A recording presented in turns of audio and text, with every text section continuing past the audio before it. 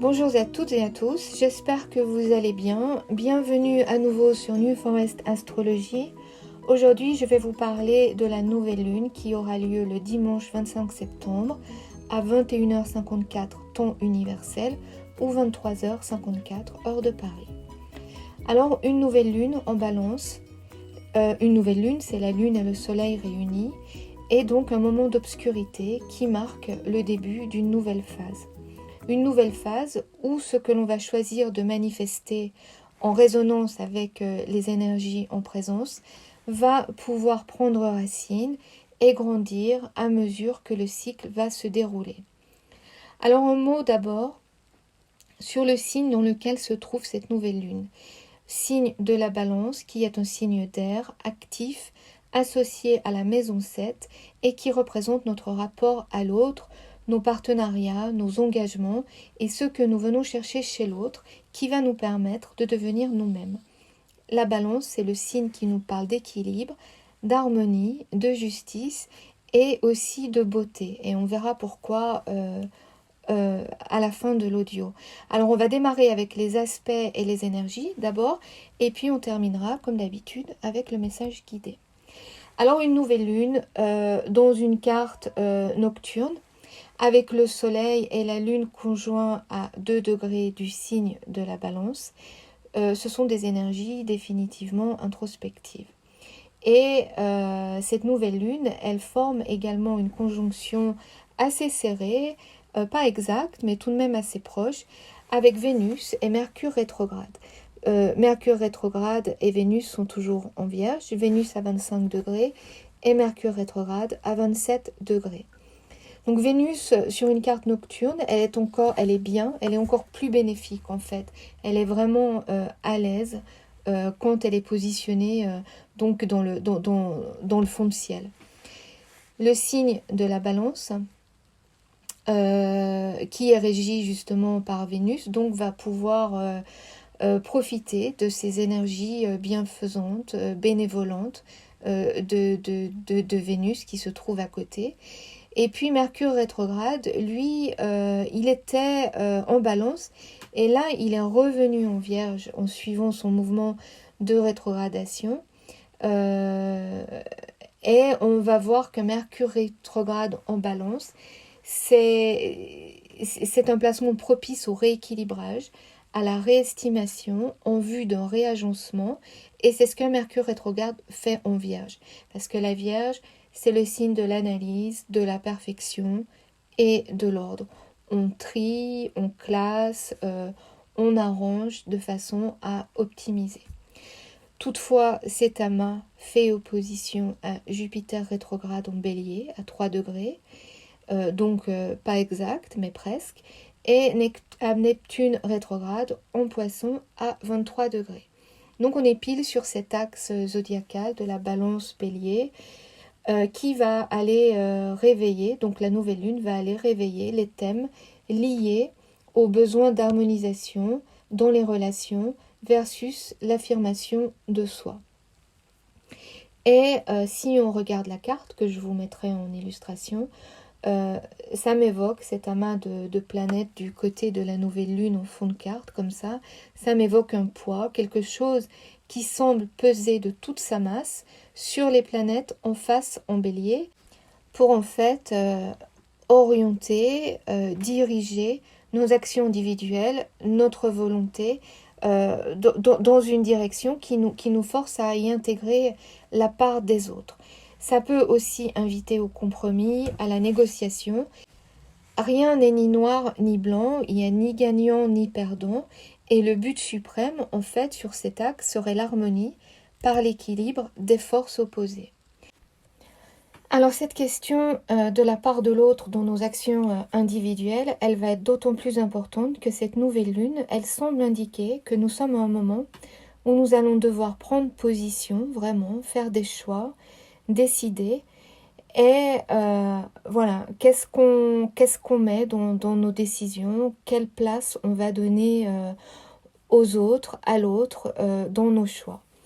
Parce qu'avec Mars qui se trouve en Gémeaux, donc signe d'air, il y a une connivence avec la balance qui est aussi un signe d'air, et donc il y a une connivence avec cette nouvelle lune.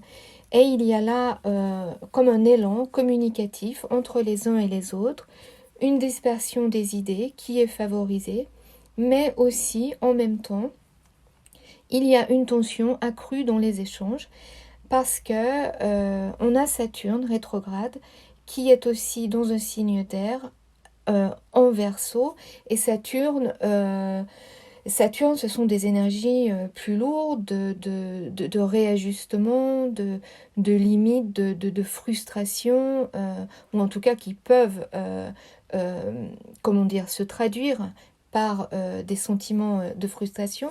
Donc je pense que cette espèce d'échange là, entre ces trois signes d'air pourrait se traduire par, au niveau concret, je veux dire, hein, dans notre vie de tous les jours, par des revendications, des mouvements sociaux.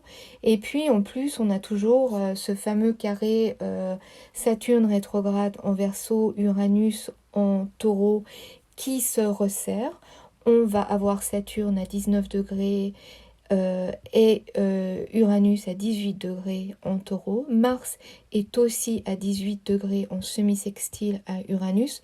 Donc on voit bien que toutes ces énergies-là sont liées et vont donner lieu à des situations en lien avec les énergies qu'elles représentent. Donc là, en l'occurrence, je dirais des revendications, des tensions dans les contacts, dans les échanges. L'automne est tendu, on le savait, et ça se confirme.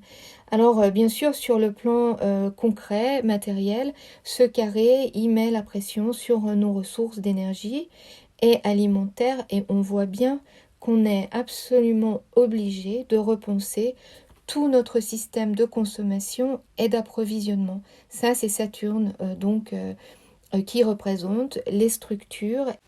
Et ce carré vient nous forcer à revoir nos systèmes. Donc ce carré va se desserrer, mais pas avant la fin de l'année. Et en fait, je dirais même que on va devoir attendre février 2023 pour sentir un relâchement notable. Mais bon, entre-temps, revenons à cette nouvelle lune du 25 septembre, parce qu'elle présente malgré tout de bonnes influences. Alors pourquoi je dis ça Je dis ça parce que le taureau représente ce qui nous nourrit. Et le taureau, le signe du taureau, est régi par Vénus. Vénus, c'est aussi la planète maîtresse de la balance. Et en plus, Vénus va être conjointe à la nouvelle lune sur cette carte. Donc voilà, on a une influence positive de Vénus ici, et qu'on retrouve aussi indirectement au travers de Saturne rétrograde, même si Saturne, c'est un peu la planète qui fait mal, parce que Saturne, c'est une planète qui est exaltée en balance. Donc on a une force de conciliation, des volontés, de négociation et de compromis face à des forces, je dirais, plus brutes en bélier, ou en tout cas des demandes et des exigences, et qui sont peut-être pas non plus complètement réalistes, parce qu'on a aussi Neptune rétrograde, et qui ont besoin d'être revisitées. Donc des actions qui doivent être revues. Et puis avec Jupiter rétrograde en bélier, je dirais aussi qu'il y a la question de notre rapport à la loyauté. C'est-à-dire on veut agir, on veut mettre certaines choses en place, mais en fait comment le jeu en bélier et Jupiter, donc les lois, donc nos lois propres, comment on va les positionner par rapport aux autres, comment on va arriver à satisfaire, disons, nos envies, nos motivations, tout en respectant l'autre. Quelle part est-ce qu'on va faire aux autres dans nos actions individuelles? Et je disais que c'est une question qui était d'autant plus importante que cette nouvelle lune, elle semble vraiment indiquer que nous sommes à un moment où on doit prendre position, en fait, faire des choix, décider. Et il y a ça aussi, cette question de loyauté. Jusqu'où, en fait, on va être aussi capable d'être fidèle à nos principes. Jusqu'où, en fait, on est prêt à faire des compromis sans compromettre nos propres valeurs. Il y a aussi, voilà, une question d'intégrité personnelle. Mais pour bien comprendre ce que les énergies de cette nouvelle lune favorisent pour nous en termes de réflexion, on va revenir au signe de la balance. Alors le signe de la balance, c'est un signe cardinal, ça veut dire que c'est un signe qui nous indique une direction, un mouvement à suivre. La balance, c'est aussi le seul signe qui est représenté par un objet, donc inanimé, contrairement aux autres signes qui, eux, sont tous représentés soit par des animaux ou des personnages. Donc la balance, c'est un objet, quelque chose de fonctionnel, qui remplit une fonction, qui n'a pas d'affect, a priori. D'ailleurs, la balance dans le tarot, c'est l'arcane de la justice, et qui correspond aussi au chiffre 8. Donc, et la carte et le chiffre sont des figures parfaitement symétriques. Et sur l'arcane, on voit un personnage qui tient une épée et visuellement qui coupe la carte en deux. C'est vraiment net et les couleurs sont froides. On ne ressent pas d'émotion, d'état d'âme. Donc la balance, elle nous parle de justice et donc d'impartialité. Et quand on arrive en balance, on vient juste de passer le signe de la Vierge qui a analysé, évalué, pensé. Et là, voilà, on est en balance. C'est le moment d'arrêter de tergiverser et il est temps de choisir et de trancher. Et puis avec Saturne qui est exalté en balance et qui lui représente les limites, le temps, les conséquences, on a vraiment quelque chose de très implacable, quelque chose de résolument froid dans ce signe de la balance. Alors on peut se demander pourquoi, dans un signe qui nous parle de justice, d'objectivité, on a Vénus comme planète maîtresse, puisque Vénus, elle vient représenter quand même tout ce qui n'est pas froid, sans affect. C'est l'amour, c'est ce qui prend soin, c'est ce qui est beau, c'est ce qui nous fait du bien, c'est ce qu'on aime, ce sont les arts, la beauté. Et tout ça est aussi rattaché à la balance. Alors, encore une fois, on a un paradoxe. Et si on pense aux traditions, aux mythes qui nous parlent de l'après-vie, souvent on nous parle du moment qui suit la mort en fait, avec une revue de notre existence. C'est la pesée des âmes chez les Égyptiens. Et peser est sûrement le mot qui vient nous donner une piste pour résoudre ce paradoxe. En apparence en tout cas, un paradoxe en apparence. Parce que pour peser, qu'est-ce qu'il nous faut? Il nous faut des poids. Il faut établir un système de mesure et c'est ce que cette nouvelle lune vient nous proposer. Un renouvellement profond de notre système de mesure avec pour échelle, pour référence, la voie du cœur, donc cette Vénus qui régit le signe de la balance et qui est ici conjointe à Mercure, à cette nouvelle lune. Elle vient de les dépasser, le Soleil et la Lune viennent de dépasser Vénus et sont donc chargés de ces énergies et des valeurs que porte Vénus, donc les valeurs du cœur.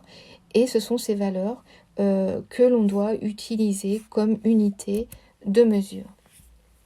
Donc pour résumer, cette nouvelle lune, elle nous propose de venir ouvrir un nouveau cycle sur cet axe maison 1, maison 7, en réaffirmant, en renouvelant nos unités de mesure, en y intégrant les valeurs de Vénus, parce qu'on doit comprendre qu'en moi, il y a les autres et inversement. Donc la mesure la plus juste va être celle de l'amour.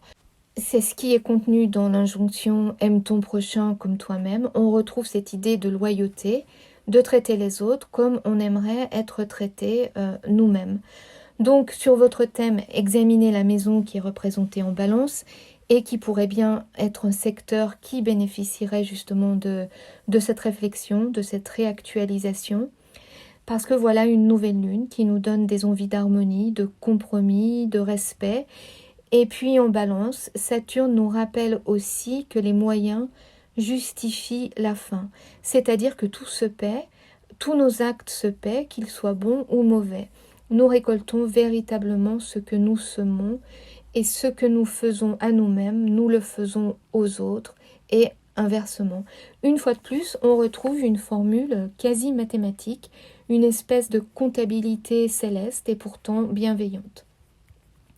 Alors voilà, c'est mon interprétation pour cette pleine lune. Et puis, je vais finir par le message guidé.